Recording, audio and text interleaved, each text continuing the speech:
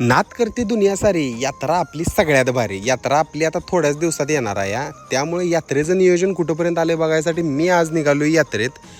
ग्रामपंचायतीनं रस्ता व्यवस्थित केला जेणेकरून येणाऱ्या यात्रेकरूंना कुठल्याही प्रकारची अडचण येऊ नये म्हणून. मी जसा यात्रेत आत गेलो बघतोय तर अगाय एवढा मोठा पाळणा आलता ना, आणि एक नाही, दोन नाही, तीन नाही, असं बरंच पाळणं आलतं ती. म्हटलं आता आपल्याला कुठल्या कुठल्या पाळण्यात बसायचं आहे म्हटलं, विचार करून बसलं पाहिजे, कारण की मला आधीच गरगार ते पाळण्यात बसल्यावर चक्कर मारतं या. बऱ्यापैकी ह्यांची कामं झालतीत आणि लवकरात लवकर कामं कशी व्हावी ती ह्यांच्याकडे ह्यांचं लक्ष होतं, कारण की यात्रा आता 4 दिवसाच्या अंतरावर राहिल्या.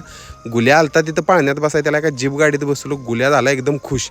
आणि हो, पुढच्या लॉगमध्ये आमच्या गावची आन बान शान म्हणजेच आमच्या गावची लावसड तुम्हाला दाखवणार आहे. तर पुढचा लॉग नक्की बघा. पुढचा लॉग बघायला विसरू नका. धन्यवाद. आभारी आहे.